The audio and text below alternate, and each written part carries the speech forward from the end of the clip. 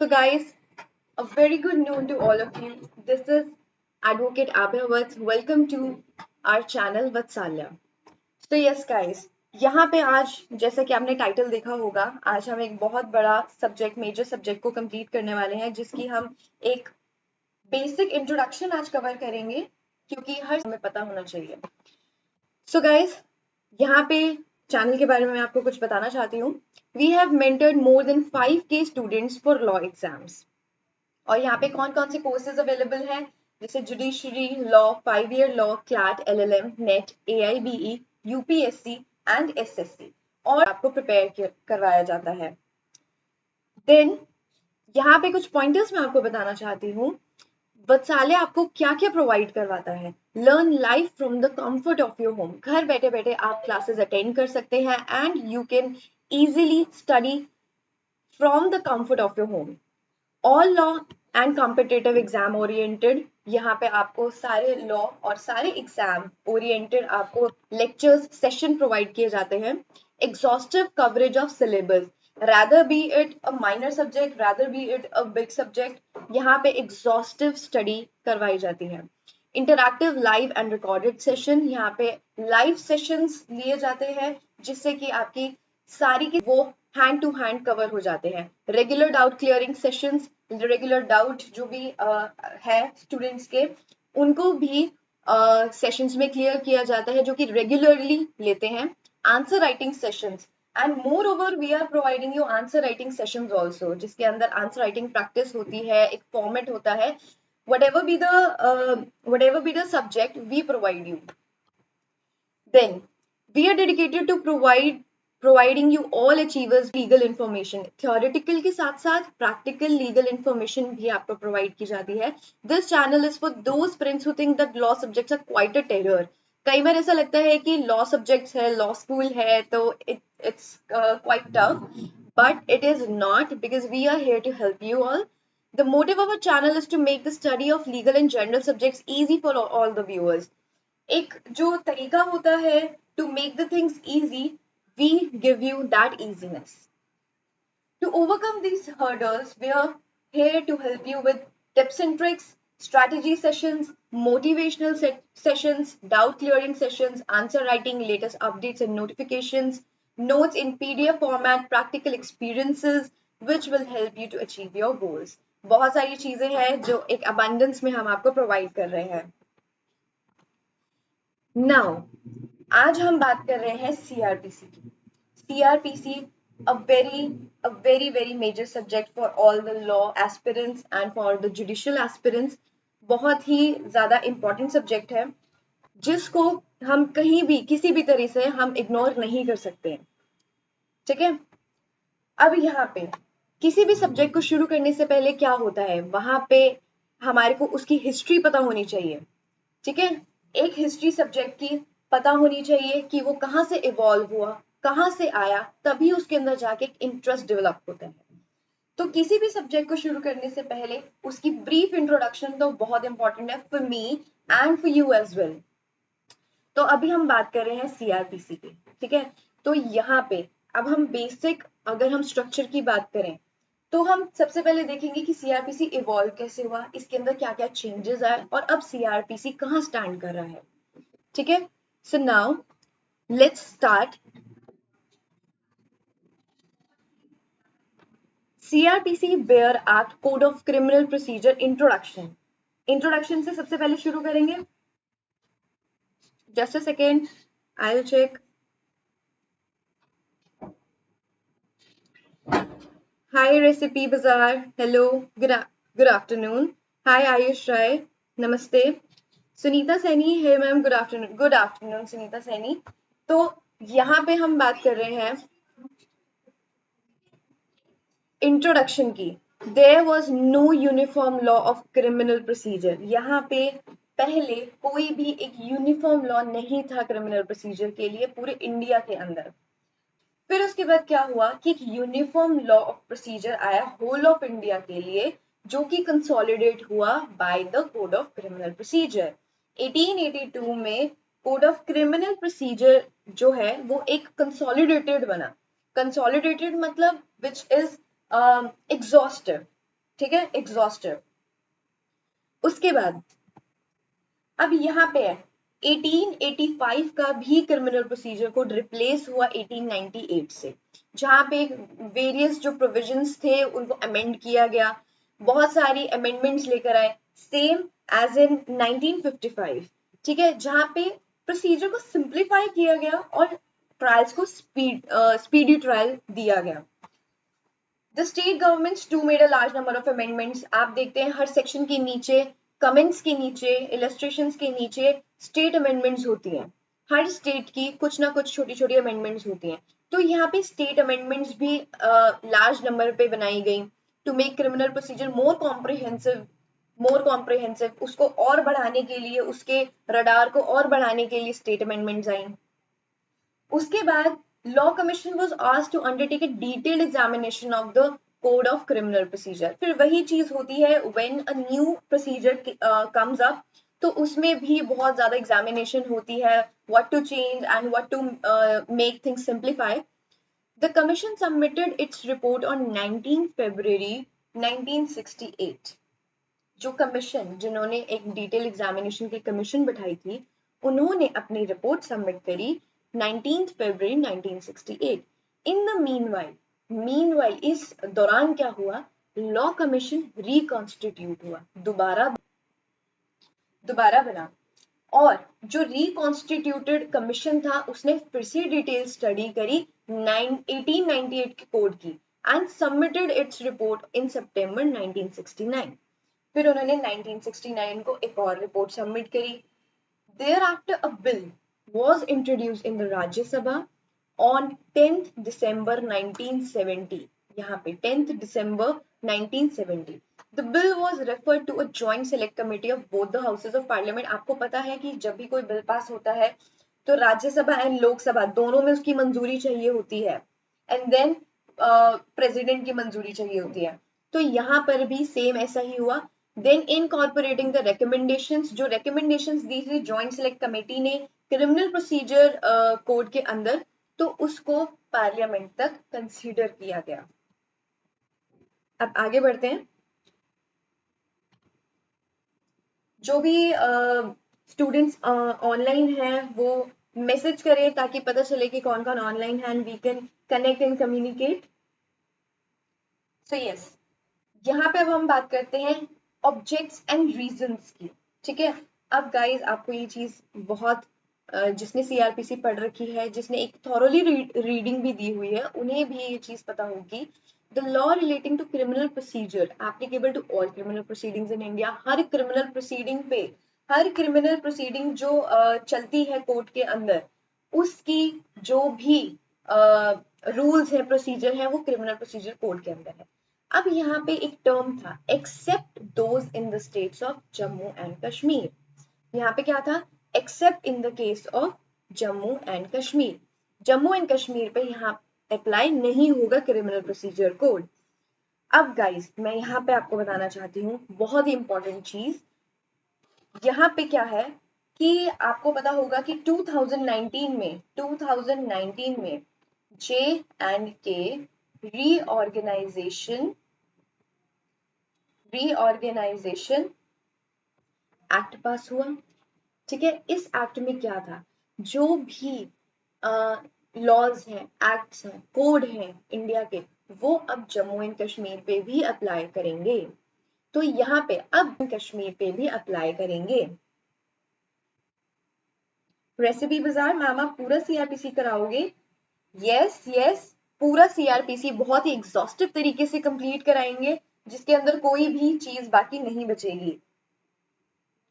तो यस, तो यहाँ पे अब आपको क्या करना है, मैंने आपको सीआरपीसी का एंट्री नंबर बताया है, आपको आईपीसी, सीपीसी, एविडेंस, कॉन्ट्रैक्ट और जितने भी हमारे एक्ट्स हैं उनकी एंट्री नंबर की लिस्ट बना लेनी है, ठीक है। यहाँ पे एक लिस्ट बना लेना एक पेज पे, जहाँ पे एंट्री नंबर होगा और यहाँ पे सब्जेक्ट होगा, और उस सब्जेक्ट का नेम लिख के और एंट्री नंबर लिख के। क्योंकि अब क्या है, जैसे 2019 में आया तो एग्जाम अब हमारे कंडक्ट हो रहे हैं, तो प्रीलिम्स में बहुत ज्यादा चांसेस हैं कि वहां पे कुछ सब्जेक्ट, ये वाले जो एंट्री लिस्ट है, एंट्री नंबर है, इनको पूछा जाए, ठीक है।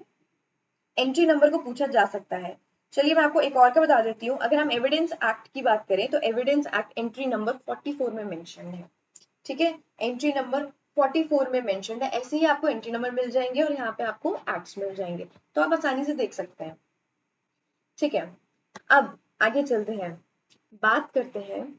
The code has been amended from time to time by various acts. अब आपको पता है कि जो कोड है वो टाइम टू टाइम अमेंड होते हैं। अमेंड क्यों होते हैं? जिसके अंदर वो चेंजेस लाते हैं, अमेंडमेंट्स लाते हैं। किस चीज में? कि जो आपके प्रोसीजर हैं उनको स्पीडी ट्रायल देने के लिए, या फिर उनके अंदर, अब जैसे आपने वो देखी होंगी, अगर आप हम सेक्शन 41 की बात करें तो 41 में, सेक्शन 41 ऑफ सीआरपीसी में अमेंडमेंट्स आई थी। अमेंडमेंट क्या आई थी? Section 41A, 41B, 41C and 41D। इसमें क्या था? इसमें जो मेंशन किया था कि पुलिस ऑफिसर को नेम टैग पहनना है, ठीक है, रिलेटिव्स को, फ्रेंड्स को इन्फॉर्म करना है कि आपको किस ग्राउंड पे अरेस्ट किया गया है। वहां पे एक स्टेशन ऑफिस भी होगा। तो यहाँ पे अमेंडमेंट्स क्यों लेकर आते हैं? ताकि जो एक्यूज का राइट है, विक्टिम का राइट है, उन्हें प्रोटेक्ट किया जाए। ठीक है, उनको हरासमेंट से बचाया जाए, जो कि प्रोसीजर के दौरान करते हैं, जो कि जो एग्जीक्यूटिव है या फिर जो उनका जस्टिस है उसको डिले करने से बचे। अब जैसे आपको पता होगा कि इन्वेस्टिगेशन इन रेप केसेस को 2 महीने में कंप्लीट करना है। This is also contained in amendment. Amendment से आया था कि रेप केसेस को 2 महीने में इन्वेस्टिगेट करना है, मैक्सिमम टू मैक्सिमम। तो इसमें क्या है, ये क्यों हम अमेंडमेंट करते हैं? ताकि स्पीडी ट्रायल हो और जस्टिस में डिले ना हो। अगर आप 2 महीने का ये बैरियर नहीं लगाएंगे कि आपको 2 महीने में रेप केस इन्वेस्टिगेट करना है, तो इन्वेस्टिगेशन तो चलती रहेगी। इन्वेस्टिगेशन 6 महीने तक चलती रहेगी, चार्जशीट फाइल होती रहेगी, फिर सप्लीमेंट्री चार्जशीट फाइल होती रहेगी। तो इससे क्या है, चीजें डिले होती हैं, जस्टिस डिले होता है। And as you all know, justice justice sorry yes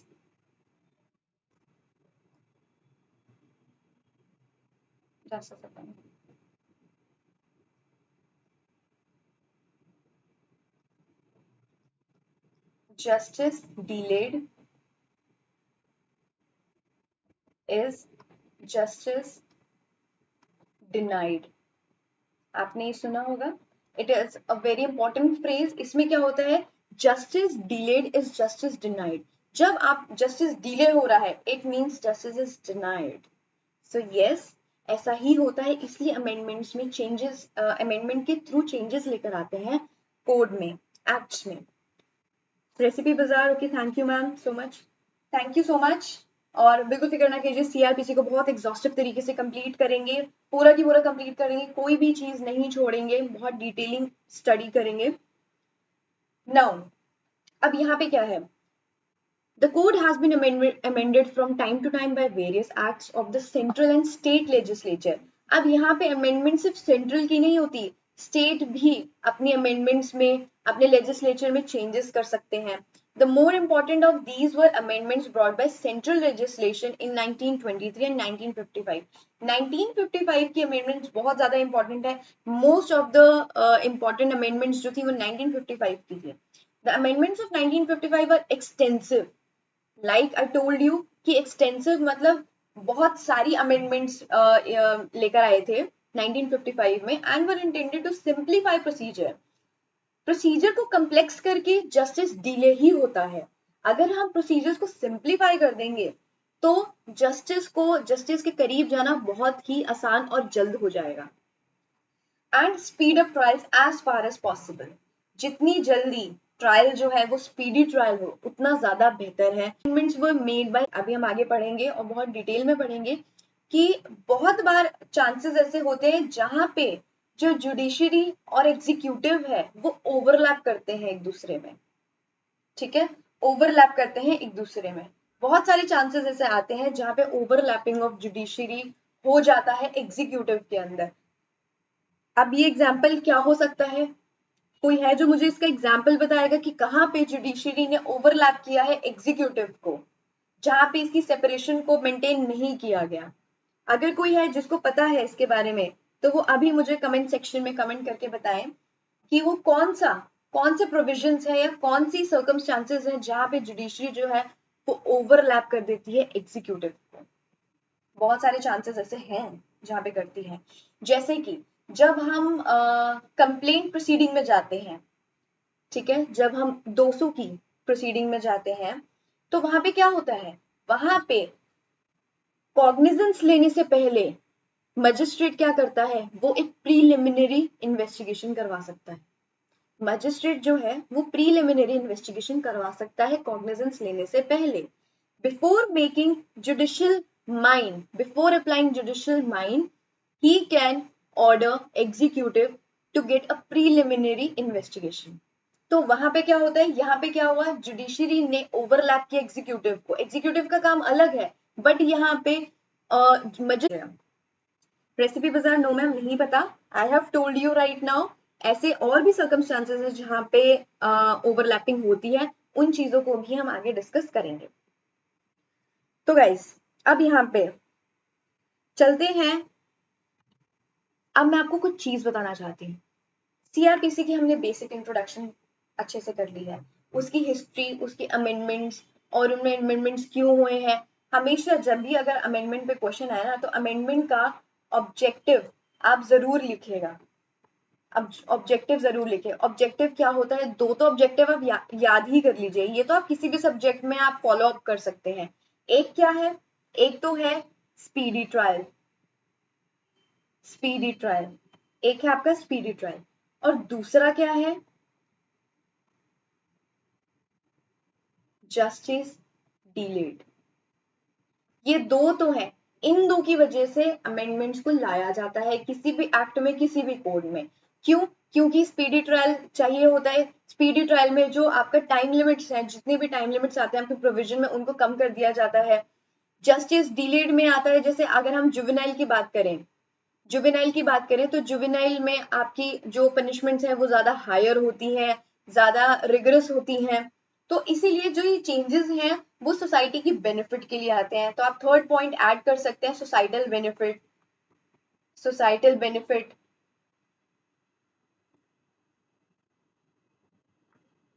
societal benefit, तो ये जो बेसिक चीजें हैं इनको तो आप कहीं पे भी ऐड कर दीजिए, ये आपको बहुत ही ज्यादा हेल्प करेंगे और अमेंडमेंट्स इन्हीं के लिए ही लाई जाती हैं। ठीक है, अगर हम अब बात करते हैं प्रोविजंस की, तो गाइस जब हम प्रोविजंस पढ़ते हैं सीआरपीसी की, अगर हम बेसिक, अगर हम स्ट्रक्चर की बात करें, किसकी बात करें, अगर हम बेसिक स्ट्रक्चर की बात करें तो वहां पे भी बहुत सारे चेंजेस आए हैं। अब वहां पे क्या चेंजेस आए हैं मैं आपको बताना चाहती हूँ, जो कि अमेंडमेंट्स की वजह से आए हैं, जो कि चेंजेस हुए हैं सीआरपीसी में उनकी वजह से आए हैं।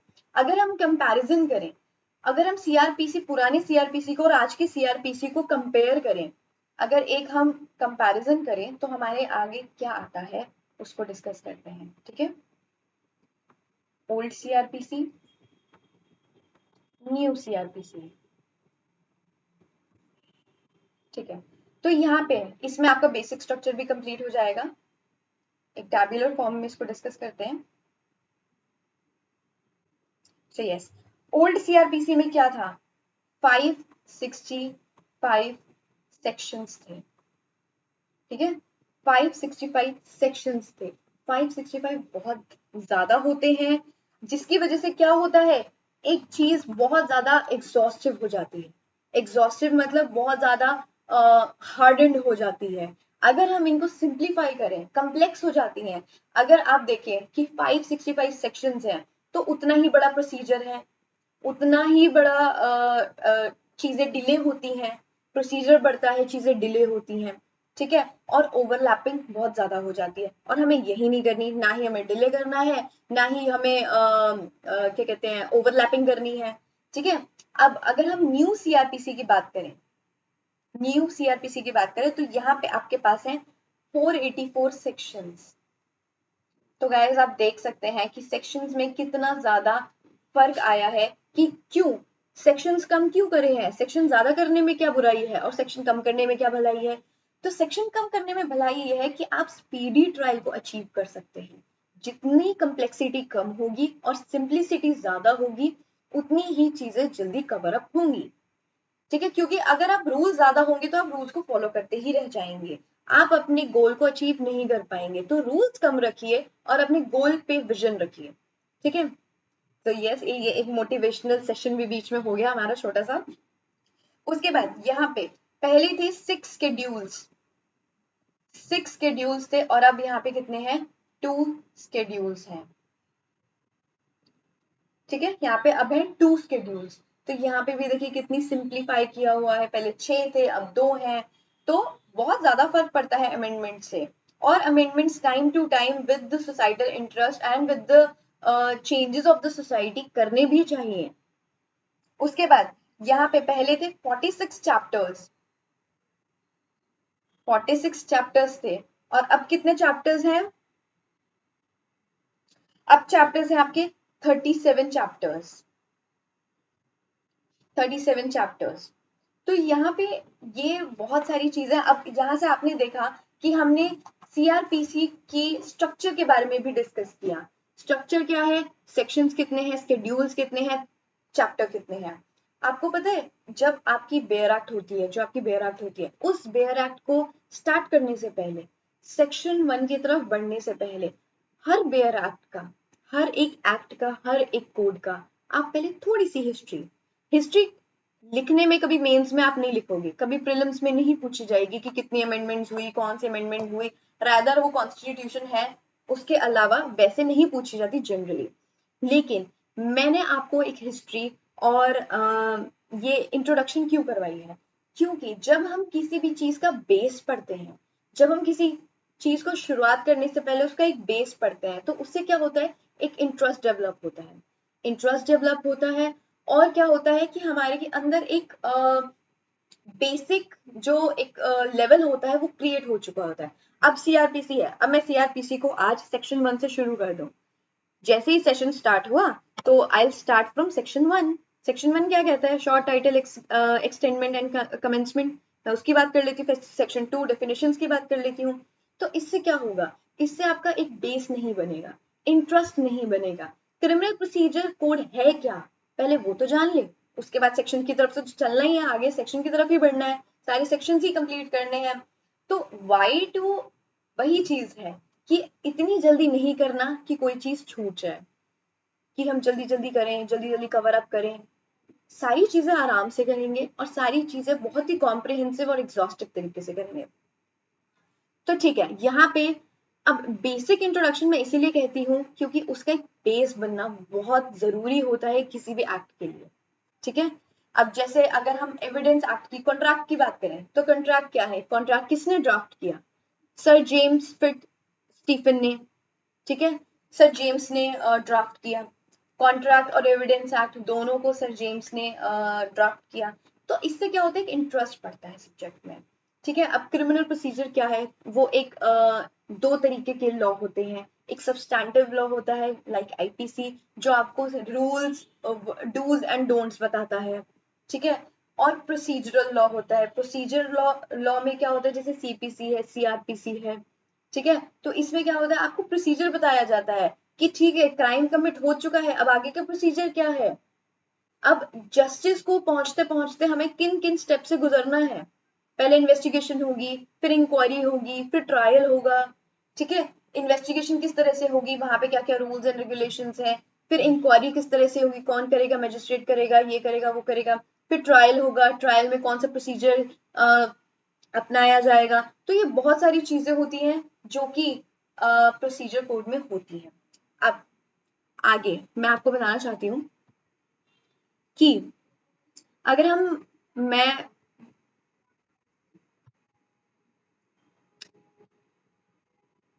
तो ठीक है, यहाँ पे अगर हम बेयर एक्ट की बात करें, तो बेयर एक्ट को ना सॉल्व करने के कुछ तरीके होते हैं, बेयर एक्ट को पढ़ने के कुछ तरीके होते हैं। और वो तरीके क्या हैं? बेयर एक्ट को आप किस तरह से पढ़ोगे, कभी आपने सोचा है कि बेयर एक्ट किस तरह से पढ़ी जा सकती है? एक तो होता है आप सेक्शन वाइज पढ़ लीजिए, सेक्शन 1 2 3 4 5 6 7 8 484 तक पहुंच जाइएगा और हर सेक्शन को पढ़ लीजिएगा। लेकिन हमें जो सेक्शंस पढ़ने हैं, अब हम जो सीआरपीसी की शुरुआत करेंगे वो इन चीजों से करेंगे कि जो प्रीलिम्स है, प्रीलिम्स को फोकस करके करेंगे, क्योंकि as you know Rajasthan RGS and HGS दोनों आ रहा है, ठीक है, दोनों आ रहा है और दोनों में सीआरपीसी ऑब्वियसली है। तो सीआरपीसी को एक प्रीलिम्स के माइंडसेट से ही पढ़ना शुरू करेंगे। ऐसा नहीं है कि बस गधों की तरह पढ़ते जाएं और हम एक एंडिंग पर पहुंच जाएं। नहीं, हमारे को एक स्मार्ट स्टडी करनी है, स्मार्ट एंड कॉम्प्रिहेंसिव स्टडी। अब स्मार्ट एंड कॉम्प्रिहेंसिव स्टडी में क्या होता है कि हम जो हम पेपर एग्जाम फोकस करके करें। अब यहाँ पे मैं कुछ 4 पॉइंट्स बता रही हूँ जिससे हम बेयर एक्ट को कंप्लीट करेंगे। बेयर एक्ट को कंप्लीट करने के 4 तरीके हैं, ठीक है। सबसे पहले अगर हम प्रीलिम्स की बात करें, तो प्रीलिम्स जो है उसमें किस किस तरह के क्वेश्चन पूछे जाते हैं, ठीक है। तो यहाँ पे मैं आपको बताती हूँ कि प्रीलिम्स जो है वो किन भागों में डिवाइड करता है, अगर हम एक स्पेसिफाई एक्ट की बात करें तो, ठीक है। तो यहाँ पे सबसे पहले index point of view, index point of view अभी मैं आपको समझाती हूँ आसानी से क्या है ये सारी चीजें। अब यहाँ पे है कंसेप्ट पॉइंट ऑफ व्यू, ठीक है। उसके बाद आता है आपका case law point of view, case law point of view. उसके बाद जो लास्ट है वो आता है आपका